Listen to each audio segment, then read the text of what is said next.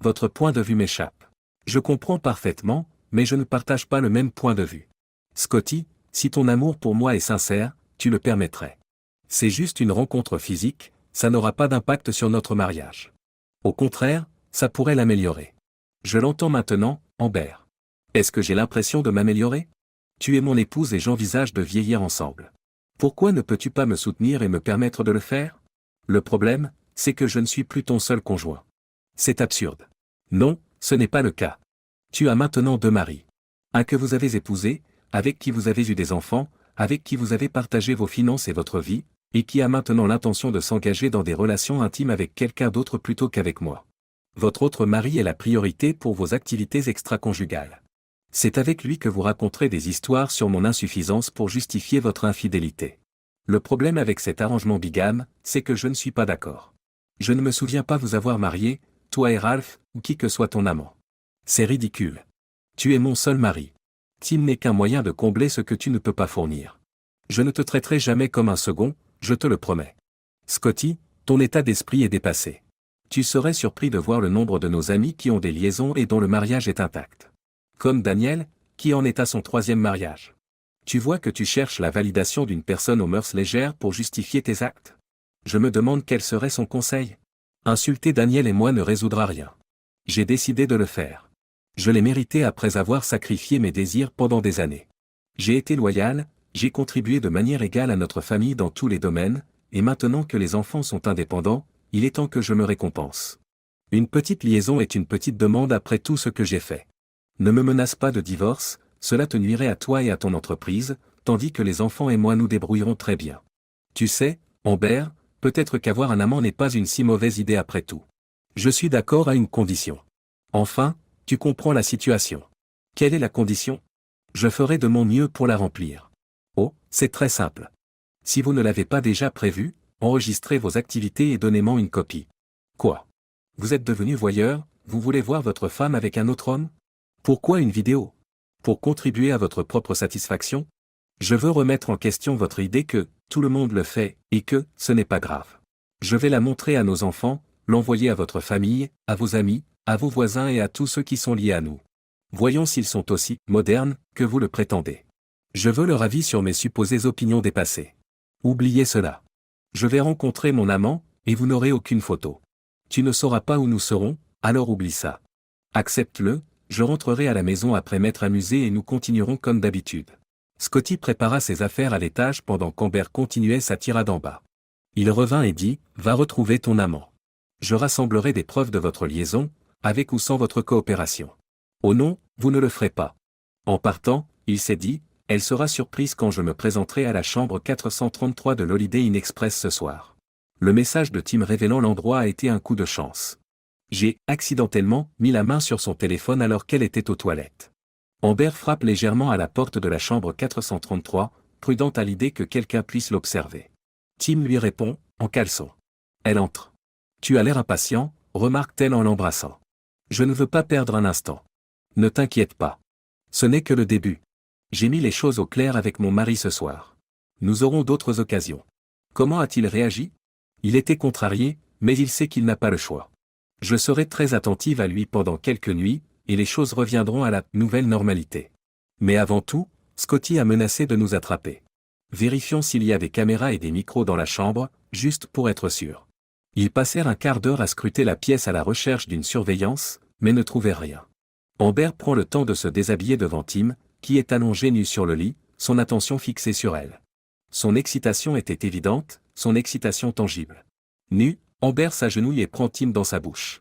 Elle remarqua qu'il n'était pas plus grand que son mari, mais l'aspect interdit ajoutait un frisson irrésistible. Il ne fallut pas longtemps à Tim pour atteindre l'orgasme, ce qui surprit Amber. « Pourquoi ne m'as-tu pas prévenu » s'exclame-t-elle. « Je pensais que tu avalerais. Ce n'est pas ce que font la plupart des femmes maintenant. Je préfère que ce soit moi qui choisisse. Maintenant, j'ai du pain sur la planche avant le 2e round. » Elle va chercher des serviettes pour ranger le lit et le sol. Il a intérêt à être doué pour la fellation. J'ai l'intention de faire un désordre encore plus grand. Elle sourit. S'étirant sur le lit, elle dit à Tim de se passer des préliminaires et de se mettre au travail. Il accepta volontiers, même si sa technique n'était pas impressionnante. Mais Amber était prête et, en quelques minutes, Elle fut envahie par une satisfaction suprême. Elle était prête pour plus. Maintenant, mon amour, remplis-moi. Alors que Tim se mettait en place, un bruit sourd retentit à la porte de leur chambre d'hôtel. Qu'est-ce que c'était que ça? S'exclament-ils tous les deux. Tim s'approche prudemment de la porte et regarde à travers le judas. Il y a un homme inconscient dans le couloir. Amber se précipite, jette un coup d'œil et s'exclame, « C'est mon mari, Scotty. Comment nous a-t-il trouvés? Devrions-nous appeler le 911? Il a l'air blessé, suggère Tim. Non, attendez. Si nous partons avant qu'il ne se réveille, il ne pourra pas prouver que nous étions là. Peut-être que ça lui apprendra à ne pas nous espionner. Vous allez le laisser là. S'il ne se réveille pas rapidement, quelqu'un le trouvera. Il aura probablement juste un énorme mal de tête pour compenser son humiliation, dit Amber tandis qu'elle et Tim s'habillent à la hâte, enjambant le corps de Scotty pour s'en aller. Plus tard dans la nuit, Amber est rentrée chez elle, s'attendant à ce que Scotty soit dans une chambre d'hôtel bon marché, en train de soigner son mal de tête. Elle chérit les souvenirs brefs mais satisfaisants qu'elle a eus avec Tim, espérant faire des rêves ininterrompus de leur prochaine rencontre. Vers 2h30 du matin, des coups de sonnette persistants et des coups violents l'ont réveillée en sursaut. Elle enfila un peignoir et jeta un coup d'œil à travers le judas de la porte pour découvrir un shérif adjoint, plus âgé et tirant visiblement sur les boutons de sa chemise. « Vous êtes Amber Stephens? »« Oui, qu'est-ce qui ne va pas? »« Votre mari est-il Scott Stephens? »« Oui, que lui est-il arrivé? »« Je suis désolé, madame. Il est décédé. »« Quoi? Comment? » Les larmes lui montent aux yeux. « Désolé pour la brusquerie. Je déteste ces appels. Malheureusement, je dois vous poser quelques questions. Il a été retrouvé mort près de la chambre 433 du Holiday Inn Express vers minuit. Une autopsie a été pratiquée car on soupçonne un acte criminel. Un acte criminel? Oui, les gens ne meurent généralement pas volontairement dans une mare de leur propre sang. Non, il n'y avait pas de sang. Je veux dire. Amber s'est rendu compte de son erreur. Admettre la connaissance d'une attaque, si vous ne l'avez pas fait vous-même. Nous n'avons rien fait. Il s'est cogné contre la porte et s'est évanoui. Par « nous », vous voulez dire vous et un certain Tim Dress? Oui, nous étions réunis dans la salle 433. Scotty pensait à tort. Je ne suis pas la police de la moralité. Dress a avoué la nature sexuelle de votre réunion, prétendant que vous aviez dit que votre mari était d'accord. Il semble qu'il se soit trompé dans cette supposition. Suis-je arrêté? Pas encore. J'aimerais pouvoir le faire pour avoir quitté votre mari. Mais, je pensais qu'il était juste assommé. Je n'ai pas vu de sang. Je pensais que c'était juste un mauvais mal de tête. Écoutez, il pourrait y avoir une accusation pour ne pas avoir cherché de l'aide pour une personne en détresse, mais je ne vous arrête pas pour l'instant. Vous et Monsieur Gress êtes des personnes d'intérêt dans la mort de Monsieur Stephens. Ne quittez pas la ville. Attendez-vous à être interrogé dès que nous aurons les résultats de l'autopsie. Envisagez d'engager un avocat, surtout s'il s'agit d'une accusation de meurtre. Cette nuit-là, Amber ne trouve pas le sommeil. Elle essaya d'appeler Tim à plusieurs reprises, tombant à chaque fois sur son répondeur. Le samedi matin, elle s'est préparé une pleine cafetière par habitude, réalisant à quel point elle se sentait seule sans Scotty. La responsabilité écrasante de la gestion du ménage, des factures, de l'assurance et des questions juridiques la frappait. Comment s'en sortirait-elle financièrement en tant que mère célibataire? Et s'ils étaient accusés de meurtre? Ils ne lui ont pas fait de mal, mais partir sans appeler à l'aide pourrait les faire passer pour des coupables. Les larmes coulent à flot. Il était près de 9h du matin, 3 heures avant que les enfants ne reviennent de leur visite à leur tante et à leurs cousins. Comment expliquer l'absence de Scotty? Comment affronter sa famille, ses parents, s'ils apprenaient qu'elle l'avait quitté? Elle se sentait coupable, regrettant ses actes pour un plaisir éphémère. L'après-midi passa et les enfants n'étaient toujours pas rentrés. Elle soupçonne les parents de Scotty d'avoir informé sa sœur, lui évitant ainsi de révéler toute la vérité. À 14h, n'ayant toujours pas de nouvelles des enfants ou de la famille de Scotty, Amber appelle la sœur de Scotty, Béatrice. « Allô ?» Béatrice répond. « Béa, c'est Amber. As-tu entendu? Tu as du culot de m'appeler. » « Oui, nous sommes au courant de la mort de mon frère et de votre adultère. J'aurais pu pardonner cela, mais le laisser mourir sans appeler à l'aide. Quel genre de malade es-tu? » Béa sanglote, « Les enfants savent que tu l'as quitté. Ils ne veulent pas rentrer à la maison, peut-être jamais. Je les garderai jusqu'à ce qu'ils décident ou qu'un tribunal en décide autrement. J'espère que tu seras en prison, salope. Comment le savez-vous? Je suis marié au shérif. Tu te souviens de tes vœux? Béa, je jure que je n'ai pas. Bonjour. La ligne est coupée. Elle a essayé d'appeler Tim, mais n'a pu joindre personne. Seule et angoissée, elle a envisagé de se suicider, trouvant du réconfort dans une bouteille de vodka. Mangeant peu et buvant beaucoup, Amber s'est isolée. Lundi, elle s'est fait porter pâle, sentant le poids de ses actes. Personne au travail n'était au courant de la mort de Scotty. Vous vous sentez bientôt mieux? Et pourquoi pas jamais? Amber se réprimande. La sonnette de la porte d'entrée retentit, probablement celle de la police.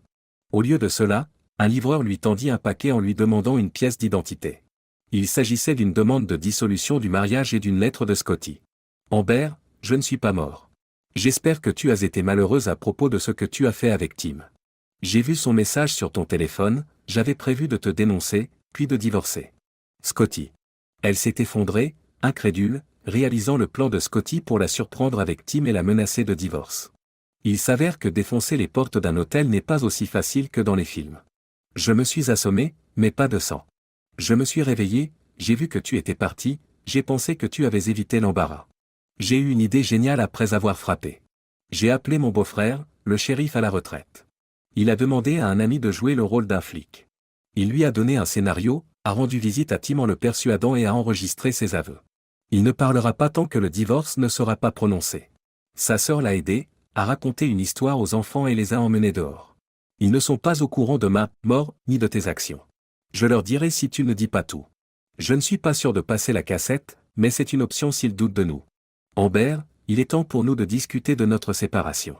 Je veux m'assurer d'un partage équitable de nos biens, comme je l'ai proposé. Le récit des événements de Tim a certainement soulevé des questions sur vos actions et vos choix pendant notre mariage. Je tiens à préciser que cette décision ne repose pas uniquement sur la question de savoir si la version des faits de Tim correspond à la définition légale de l'infidélité. La confiance entre nous a été rompue et il est indéniable que notre relation a atteint un point où la séparation est la meilleure solution.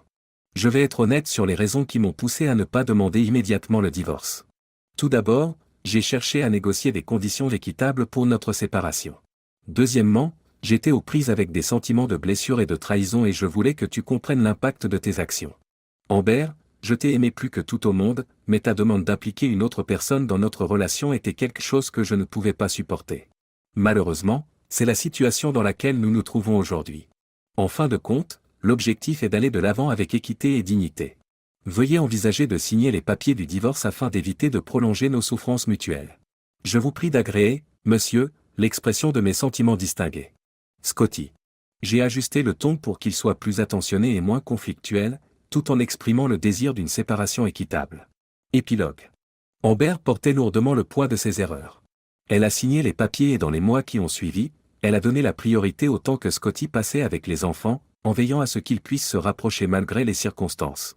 Elle a choisi l'honnêteté avec ses enfants, même s'il leur a fallu du temps pour accepter ses actes et reconstruire leur relation. Malheureusement, Scotty a eu du mal à trouver un endroit convenable pour qu'ils puissent passer du temps ensemble. La relation de leurs enfants avec leur mère n'a jamais été tout à fait la même après sa trahison, malgré ses efforts pour combler le fossé. Amber est restée courtoise à l'égard de Scotty, l'invitant à des réunions de famille et embrassant un semblant d'unité, bien que teintée de la perte de ce qui aurait pu être. Elle espérait silencieusement que Scotty ne nouerait pas de relations sérieuses, accueillant même ses amis à certaines occasions. De son côté, elle s'est abstenue de sortir avec d'autres hommes. Lors du deuxième réveillon de Noël après le divorce, au milieu des cadeaux échangés et des moments fugaces d'unité familiale, Amber a demandé à Scotty de rester pour une tasse de café après que les enfants se soient retirés pour la nuit. Elle voulait avoir l'occasion de dire sa vérité. Merci d'être venu ce soir. Cela a beaucoup compté pour les enfants, et cela a beaucoup compté pour moi, a commencé Amber. Scotty, malgré mes erreurs et la douleur que j'ai causée, je n'ai jamais cessé de t'aimer. Je veux que tu saches que rien de tout cela n'est de ta faute, et je suis profondément désolé, même si c'est trop peu, trop tard. J'avais juste besoin que tu l'entendes. Elle termina son café, ses mots restant en suspens, espérant une forme de conclusion, aussi minime soit-elle. Amber, je t'adorais de tout mon cœur. Je ne pouvais pas comprendre que tu t'intéresses à quelqu'un d'autre sans avoir l'impression d'avoir commis une erreur. Peut-être que quelque chose que j'ai fait ou n'ai pas fait a conduit à cela. J'ai passé des années à réfléchir, à me demander si plus d'affection, de compliments, d'intimité variée ou de cadeaux spontanés n'auraient pas fait la différence. Je ne m'engagerai pas avec quelqu'un d'autre tant que je ne serai pas certaine que mon amour est sans équivoque. J'espère que mon futur partenaire ne sera pas tenté comme vous l'avez été. Scotty, il y a des femmes plus sages que moi qui ne répéteront pas mon erreur. Je te souhaite de trouver quelqu'un qui te rendra la joie que nous avons perdue. Je tiens toujours à toi, même si je prétends le contraire. Amber, je ne peux pas me remarier avec toi. Je pourrais m'attacher à nouveau à toi, mais la confiance et le respect ne peuvent pas être rétablis. Je n'aurai jamais confiance en ton respect, je douterai toujours de tes actions en ton absence. Ce n'est pas une base pour un mariage. Amber pleure, évitant de regarder son ex-mari dans les yeux. Mais cette histoire de « jusqu'à ce que tu sois déshydraté ». Tu es toujours incroyablement séduisant. Amber lève les yeux, silencieuse, tandis qu'elle conduit Scotty dans leur chambre. Cette nuit-là, rappelant leur passé passionné, une nouvelle connexion intime a été ravivée sporadiquement par la suite.